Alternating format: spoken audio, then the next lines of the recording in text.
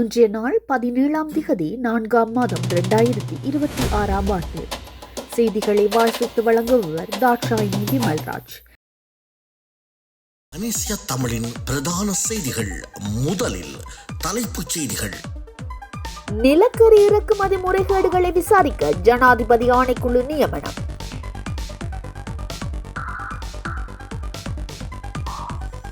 கையெட்டி காணி இழவீட்டு எதிர்வரும் 15ஆம் திகதி ஒத்திவைப்பு. ஒரு பீப்பா 286 அமெரிக்க டாலருக்கு கொள்வனவு செய்யப்படவில்லை, தெளிவுபடுத்திய பெட்ரோலிய கூட்டுத்தாபனத்தின் தலைவர். பதவி விலகினார் எரிசக்தி அமைச்சர் குமர ஜெயக்கொடி.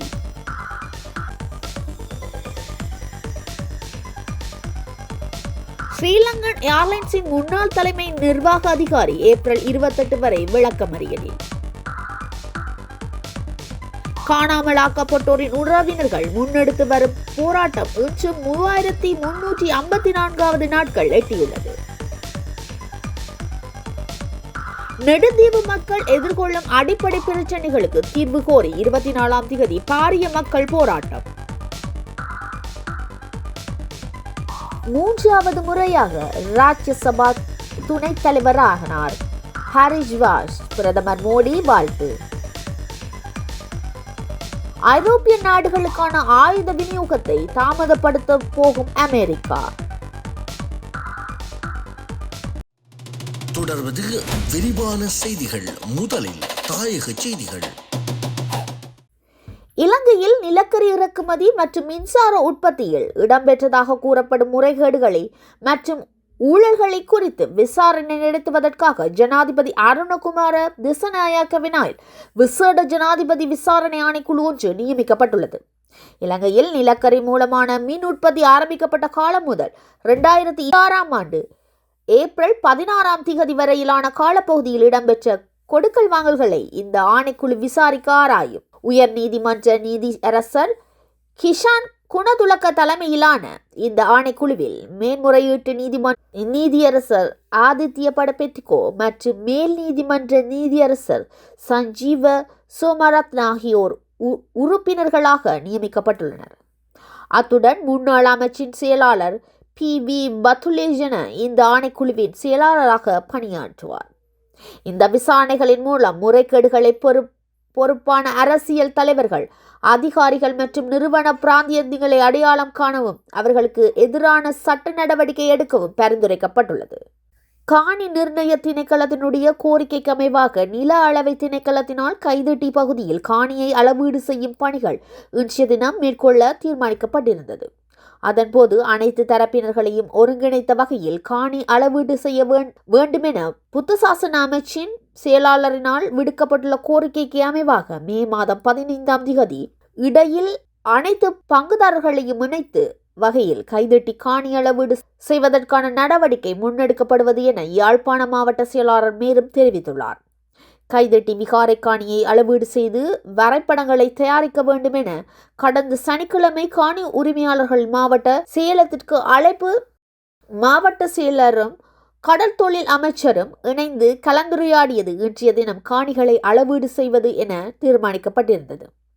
இந்நிலையில் விகாரை காணியை சட்டவிரோதமாக அளவீடு செய்ய முயற்சிப்பதாக கையெட்டி விகாரபதி பலாலி போலீஸ் நிலையத்தில் முறைப்பாடு செய்த நிலையில் இன்றைய தினம் முன்னெடுக்கப்பட்டிருந்த காணி அளவீட்டு பணிகள் இடைநிறுத்தப்பட்டமை தொடர்பில் கருத்து தெரிவிக்கும் போதே மாவட்ட செயலாளர் மேற்கண்டவாறு தெரிவித்துள்ளார்.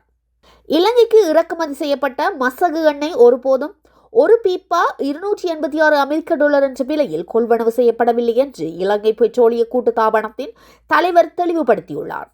எனினும் ஒரு பீப்பா டீசல் 286 அமெரிக்க டாலருக்கு அதிகமான விலையில் கொள்வனவு செய்யப்படவில்லை அவர் ஒப்புக்கொண்டார். எனினும் மத்திய கிழக்கு நெருக்கடியின் காரணமாக டீசல் விலை கடுமையாக உயர்த்ததால் மார்ச் 31 முதல் ஏப்ரல் 7 திகதிகளில் நாட்டிற்கு வந்த டீசல் சரக்குகளின் ஒரு பீப்பா டீசலை 285.28 அமெரிக்க டாலர் மூலம் 288.06 அமெரிக்க டாலர் வரையிலான விலையில் கொள்வனவு செய்ய சீன கம்யூனிஸ்ட் கட்சி தீர்மானிக்கப்பட்டது என்றும் அவர் தெரிவித்துள்ளார். திடீரென எரிசக்தி அமைச்சர் குமர ஜெயக்கொடி தனது பதவியை உடனடியாக ராஜினாமா செய்து கொள்ளாமையினது அரசியல்வாதிகள் மத்தியில் கேள்வியை எழுப்பியுள்ளது. இதன் பின்னணியிலேயே நிலக்கரி இறக்குமதி தொடர்பான கொள்முதல் செய்முறையில் முறைகேடுகள் மற்றும் சட்டவிரோத நடவடிக்கைகள் நடைபெற்றுள்ளதென என்பதை விசாரணை செய்வதற்கு ஜனாதிபதி விசாரணை ஆணைக்குழு ஒன்று நியமிக்கப்பட்டுள்ளது.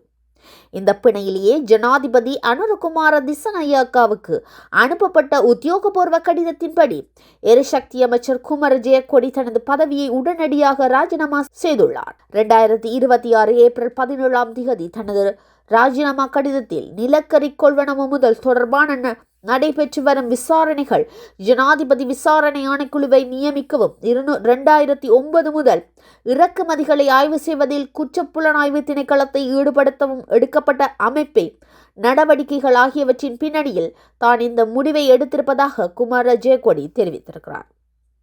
அரசின் ஊழல் ஒழிப்பு முயற்சிகளையும் வெளிப்பாடான ஆட்சி முறைக்குமான முன்னெடுப்பையும் அதிகபூர்வமாக கூறிய அவர், நடைபெற்று வரும் விசாரணைகள் மூலம் உண்மை வெளிவரும் என்றும் வலியுறுத்தி குறிப்பிட்டுள்ளார். QR குறியீட்டு இல்லாமல் வாகன உரிமைகள் எரிபொருள் பெறுவதற்கு வழங்கப்பட்ட தற்காலிக சலுகை நாளை நள்ளிரவு முடிவடையும் என இலங்கை பெட்ரோலிய கூட்டுத்தாபனம் தெரிவிக்கிறது.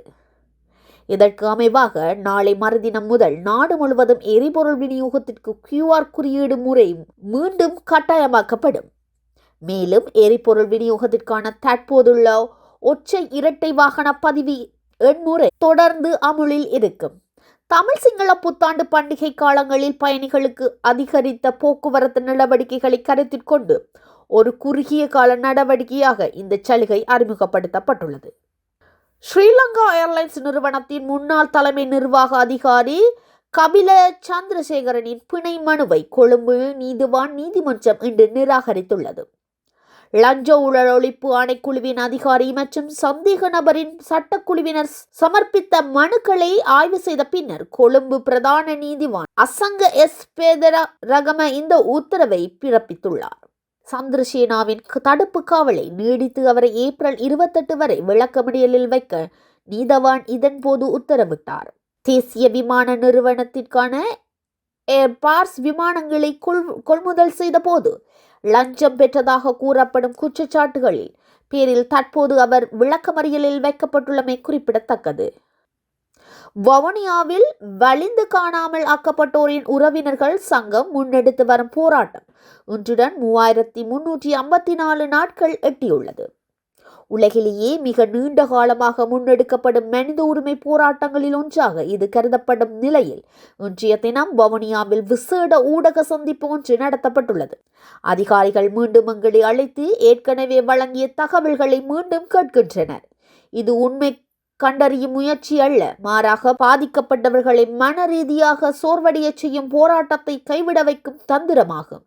இலங்கை அரசாங்கத்தின் விசாரணைகளில் இனி நம்பிக்கை இல்லை என அறிவித்த தாய்மார்கள் அமெரிக்கா மற்றும் ஐரோப்பிய ஒன்றியம் ஆகியன நேரடியாக இதில் தலையிட வேண்டும் என வேண்டுகோள் விடுத்துள்ளனர். நெடுந்தீவு மக்கள் எதிர்கொள்ளும் குடிநீர் தட்டுப்பாடு, போக்குவரத்து சீர்கேடு உள்ளிட்ட பல்வேறு அடிப்படை பிரச்சினைகளுக்கு தீர்வு கோரி எதிர்வரும் ஏப்ரல் 24 பாரிய மக்கள் போராட்டம் ஒன்று முன்னெடுக்கப்பட உள்ளது.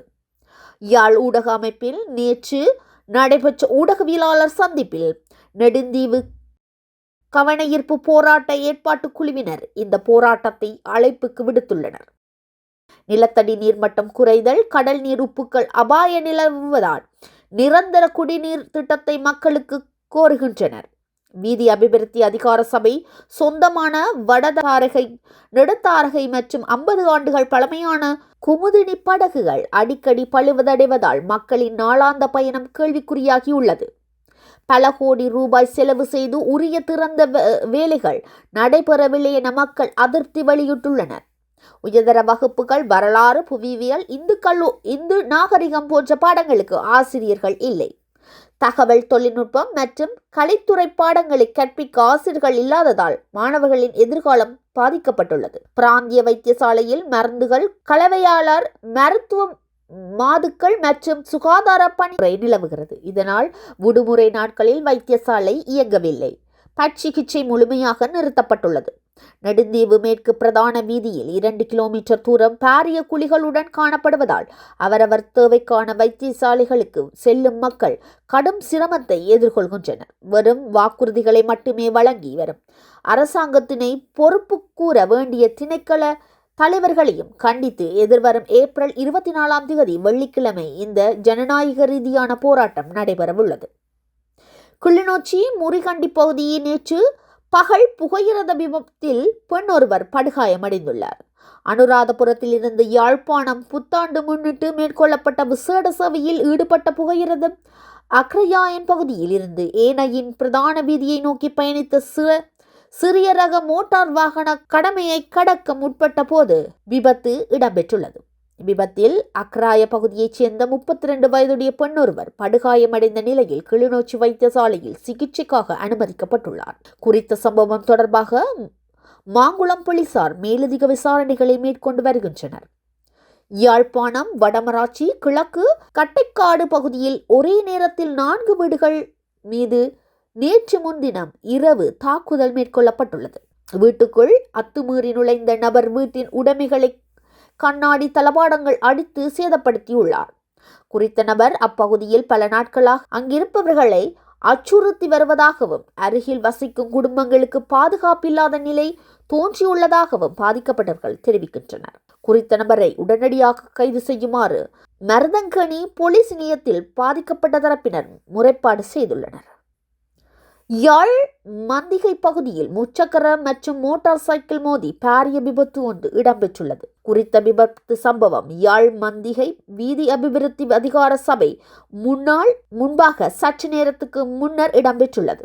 அதிவேக வந்த வாகனம் ஒன்றில் மோதிக்கொண்ட இந்த விபத்து நேர்ந்துள்ளதாக தெரிவிக்கப்படுகிறது. இந்த விபத்தின் போது ஒருவர் படுகாயமடைந்த நிலையில் சிகிச்சைக்காக மந்தியை ஆதார வைத்தியசாலையில் அனுமதிக்கப்பட்டுள்ளார். தமிழ் மக்கள் விடுதலை புலிகள் கட்சியின் தலைவர் பிள்ளையான் என அழைக்கப்படும் சிவனேசதுரை காந்தை வெளிக்கடை சிறைச்சாலையில் சிறை வைக்கப்பட்டிருப்பதற்கு எதிர்ப்பு தெரிவித்து கட்சியின் தொண்டர்கள் கருப்பு பட்டியல் வாயாகட்டி அமைதி முறையில் உண்ணாவிரத போராட்டத்தில் ஈடுபட்டுள்ளனர். கிழக்கு பல்கலைக்கழக துணைவேந்தர் ரவீந்திரநாத் கடத்தப்பட்டு காணாமலாக்கப்பட்டதை தொடர்பில் பிள்ளையான் கடந்த வருடம் ஏப்ரல் 8 மட்டக்களப்பில் வைத்து குற்றப்புலனாய்வு துறையினரால் கைது செய்யப்பட்டு பயங்கரவாத தடை சட்டத்தின் கீழ் தடுத்து வைக்கப்பட்டிருந்தார். சாலையில் தடுத்து வைக்கப்பட்டிருந்த கிழக்கு மாகாண முன்னாள் முதலமைச்சர் பிள்ளையான் எனப்படும் சிவனேசதுரை சந்திரகாந்த் வைத்தியசாலையில் அனுமதிக்கப்பட்டதாக தகவல்கள் வெளியாகியுள்ளது. வவுனியா பொத்தானை வீதியில் பெரிய பள்ளிவாசலுக்கு அருகில் இருந்து முதியவரின் சடலம் ஒன்று மீட்கப்பட்டுள்ளது. குறித்த சடலம் நேற்று இரவு மீட்கப்பட்டதாக போலீசார் தெரிவிக்கின்றனர். குறித்த பகுதியில் சடலம் ஒன்று உள்ளதை தொடர்பான நேற்று பிற்பகல் வவுனியா போலீசாருக்கு தகவல் தெரிய வந்ததுடன் நீண்ட நேரத்துக்கு பின்னரே போலீசார் அந்த பகுதிக்கு வருகை தந்ததாக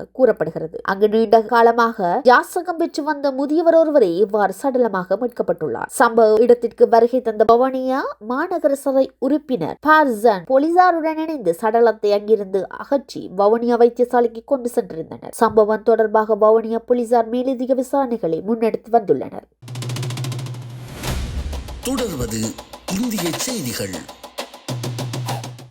3வது முறையாக ராஜ்யசபா துணைத் தலைவராக தேர்ந்தெடுக்கப்பட்ட ஹரிவான்ஸ் சிங்குக்கு பிரதமர் மோடி வாழ்த்து தெரிவித்துள்ளார். எதிர்க்கட்சிகள் எந்த வேட்பாளரையும் நிறுத்தாத நிலையில் ஹரிவான்ஸ் ராஜ்யசபா துணைத் தலைவராக போட்டியின்றி மீண்டும் தேர்ந்தெடுக்கப்பட்டார். இவர் தொடர்ச்சியாக 3வது முறையாக இந்த பதவிக்கு தேர்வாகியுள்ளார். இவருக்கு பாராட்டு தெரிவித்து ராஜ்யசபாவில் பிரதமர் மோடி பேசுகையில் இது அவரது மீது சபை வைத்துள்ள நம்பிக்கையையும் அனைவரையும் ஒன்றிணைந்து செல்வதற்கான முயற்சிகளையும் பிரதிபலிக்கிறது எனவும் இது அவரது அனுபவத்திற்கு கிடைக்கும் மரியாதையாகும் எனவும் தெரிவித்துள்ளார். ஹரிவான்ஸின் தலைமையில் இந்த செயல்படும் மேலும் வலுப்பெற்று மிகுந்த செயல்திறன் மிக்கதாக மாறியிருப்பதை நாம் அனைவரும் கண்டுகொண்டுள்ளோம்.